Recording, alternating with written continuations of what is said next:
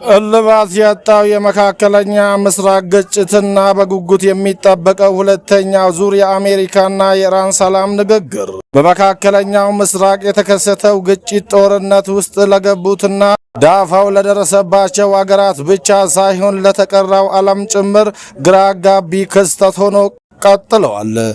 አብዛኛው የዓለም ሕዝብ በአሜሪካ እስራኤልና ኢራን መካከል የተከሰተው ግጭት መቼ እልባት ያገኝ ይሆን ብሎ በጉጉት በመጠበቅ ላይ ይገኛሉ። ጦርነቱ በርካታ ንጹሃን ዜጎችን ለህልፈት የዳረገ፣ በርካታዎችን ከሰላማዊ ኑሯቸው ያፈናቀለ፣ መሰረተ ልማቶችን ያወደመ፣ ማህበራዊና ኢኮኖሚያዊ እንቅስቃሴዎች እንዲስተጓገሉ ምክንያት ሆኗል። ከሁሉ በላይ ከዓለም አቀፍ የነዳጅ ጭነት 1/5ኛው የሚተላለፍበት የሆርሙዝ የባህር ወሽመጥ በጦርነቱ ምክንያት ከፍተኛ ሰጣ ገባ ውስጥ መግባቷ የኃይል ዋጋ ላለፉት በርካታ ዓመታት ታይቶ በማይታወቅ ሁኔታ እንዲጨምር አድርጎታል። የዋጋ ግሽበትን አባብሷል። የዓለም አቀፍ የኢኮኖሚ እድገት ተስፋን አጨልሟል። የተቀረውን ዓለም የዕለት ከዕለት እንቅስቃሴ ትልቅ ፈተና ውስጥ እንዲገባ አድርጎታል። አሜሪካ የኢራን የነዳጅ ምርት ወደ ውጪ እንዳይላክ እገዳ መጣሏ ደግሞ ክስተቱን ይበልጥ አሳሳቢ ማድረጉን ዓለም አቀፍ የመገናኛ ብዙሃን ትኩረት ሰጥተው እየዘገቡት ይገኛሉ።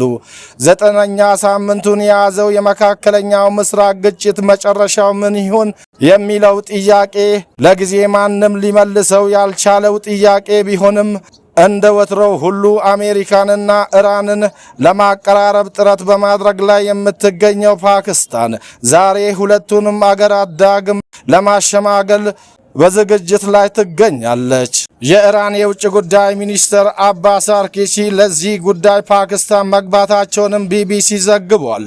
ሁለተኛውን የአሜሪካ ኢራን የሰላም ንግግር ለማስተናገድ በዝግጅት ላይ ባለችው እስላማባድ ውስጥ ዋና ዋና መንገዶች ተዘግተውና የህዝብ ትራንስፖርት ተቋርጦ ጥብቅ የደህንነት ጥበቃ እያደረገች ትገኛለች። ዋይት ሃውስ ጦርነቱን በሰላም ለመቋጫት ከመጋረጃ ጀርባ ከፍተኛ ጥረት እያደረገች እንደምትገኝ የተነገረ ሲሆን የኢራን የውጭ ጉዳይ ሚኒስትር ቃል አቀባይ እስማኤል ባቃኢ በበኩላቸው በሁለቱ አገራት መካከል ቀጥተኛ ስብሰባ የማይደረግ እቅድ እንዳለ አስታውቋል። ሆኖም ንግግሩ መቀጠሉ በሁለቱም ወገኖች መካከል ለስምምነት ፍላጎት መኖሩን ያመላከቱ ሲሆን አሜሪካ ስምምነቱ ትርጉም ባለው መንገድ ሊረጋገጥ የሚችለው ኢራናውያን የኒኩለር ፍላጎታቸውን መተው ሲችሉ ብቻ ነው ማለቷም ተነግሯል።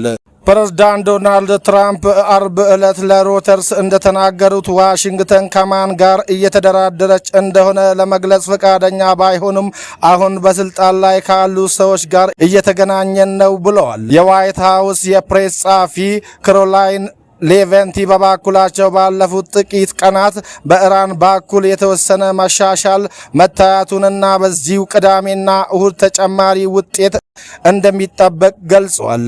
በተጨማሪም ምክትል ፕሬዝዳንት ጄዲ ቫንስ ወደ ፓኪስታን ለመጓዝ ዝግጁ መሆናቸውን ተናግረዋል። ሁለቱ ወገኖች ከስምምነት ላይ መድረሳቸው በነዳጅ አቅርቦትና ዋጋ መናር እየተፈተነ ለሚገኘው ለተቀረው ዓለም ትልቅ መፍትሄ ይሆናል ተብሎ በብዙሃን ዘንድ እየተጠበቀ ነው።